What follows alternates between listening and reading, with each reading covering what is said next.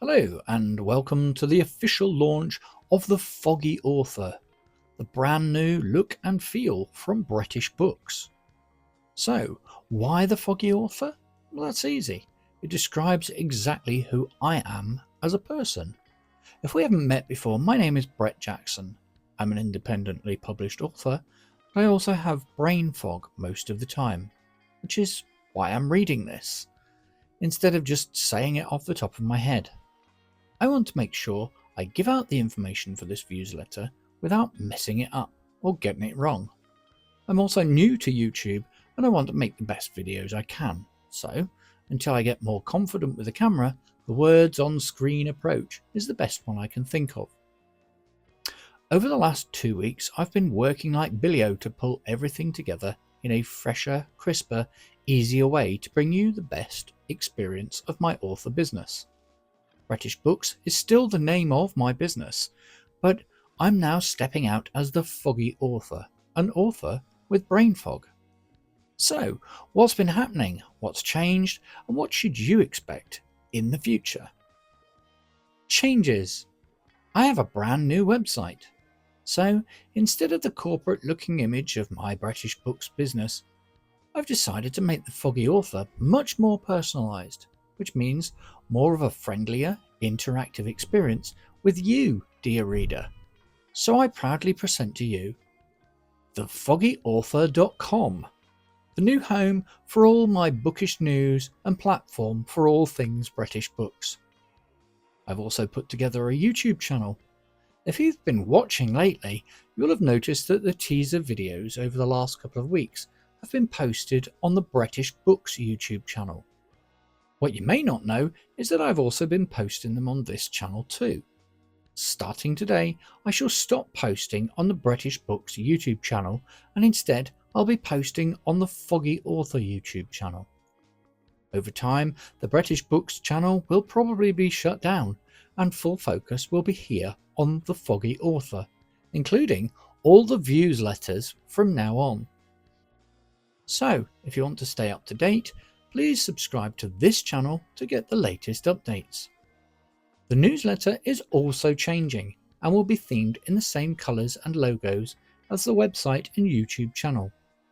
This does unfortunately mean that the Time Trekker's Journal will now be a thing of the past, but I hope you love the changes with the Foggy Author newsletter and that you will enjoy what I have in store for the future. As part of the new look, I will continue to give the same great content in a different way. My writing life will still give updates on what's going on in my life as an author and updates on my books, etc. Ask the Author will give you the chance to ask me questions about my books, time travel, and author life. Book of the Week will carry on recommending great books, some time travel, others from authors I know, and some of the top 100 Amazon books. The featured article will still be there too, giving out stationery reviews, articles about what's going on in the world of books, and more. The major twist to this plot is that the full newsletter will be coming out on Mondays instead of Fridays. Then, my writing life updates will be repeated on Tuesdays, Ask the Author will be repeated on Wednesdays, Book of the Week on Thursdays, featured articles on Fridays, and one chapter per week of one of the books I've written. That means there will be one video per day throughout the week with a break on Sundays. Each video will be added to a playlist, and as the video collection grows, this will enable you to select which theme of video you wish to watch. For example, if you want to view all the featured articles in one playlist, that'll be possible in future because they'll all be grouped together, rather than having to watch each long newsletter and skipping the bits you're not interested in. This also means that you'll be able to watch a video playlist with each chapter of my books, saving you cash on my audiobook, whilst treating you to a glimpse into the stories I write.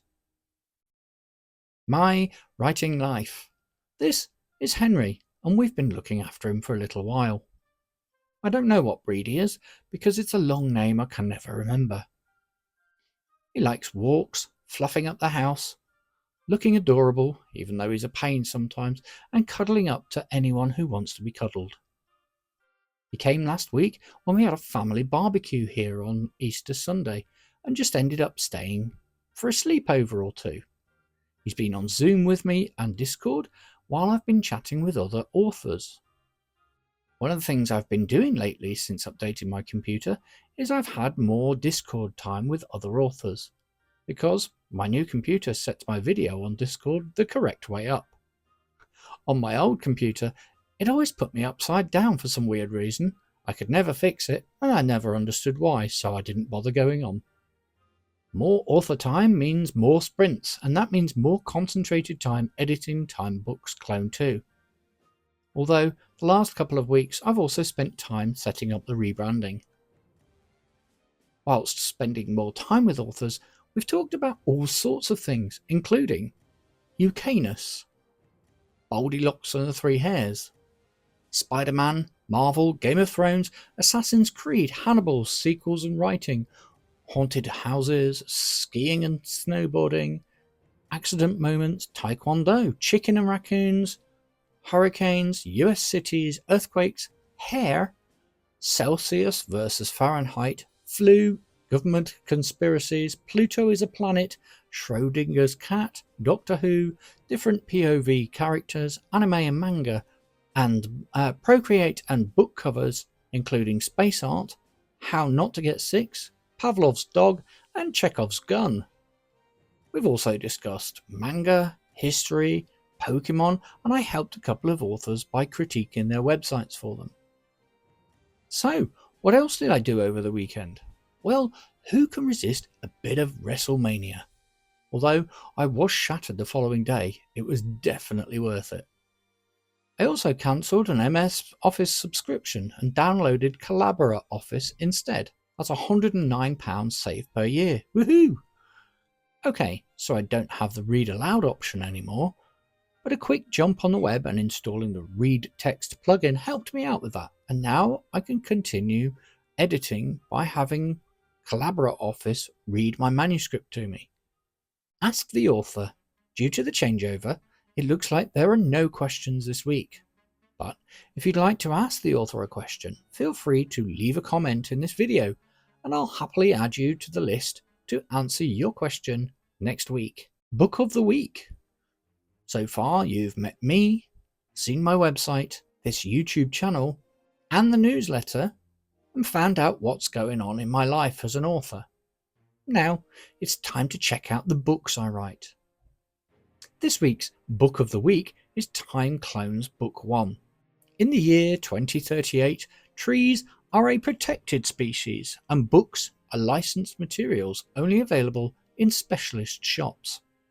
When Zach Drummond discovers his long-lost journal, he notices it contains more than just his thoughts, but also the truth behind what really happened 30 years ago after the Hayworth Dam collapse, killing his father and the town folk of Kistowich.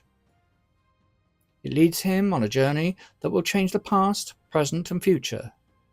But someone else has a vested interest in keeping the truth buried. Will Zach find the truth? What are the rules of time travel, and what happens when you break them?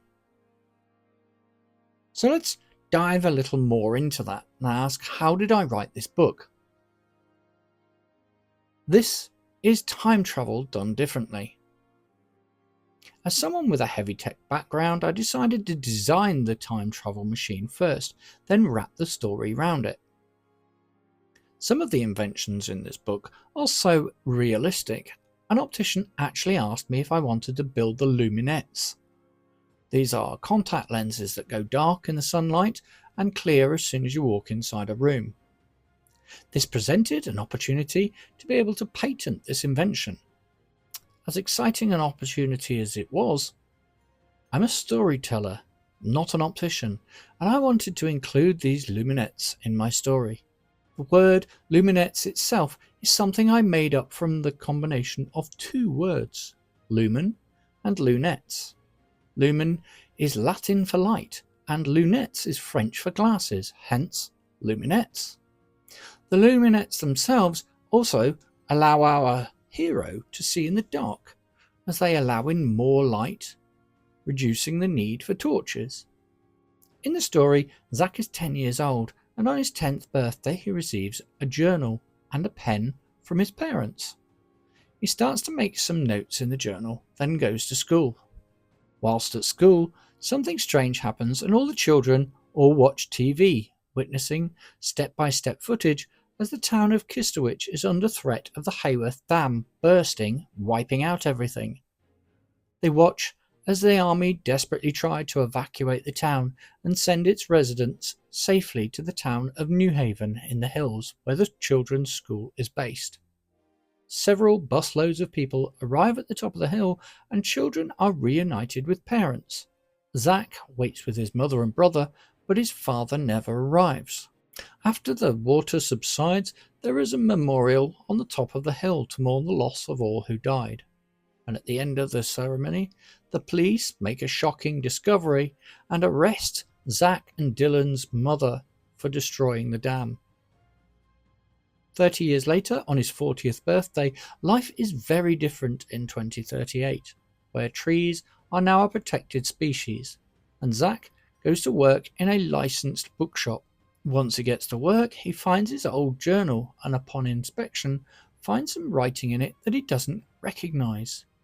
He follows the clues, and they send him on a journey that will change the past, the present, and the future.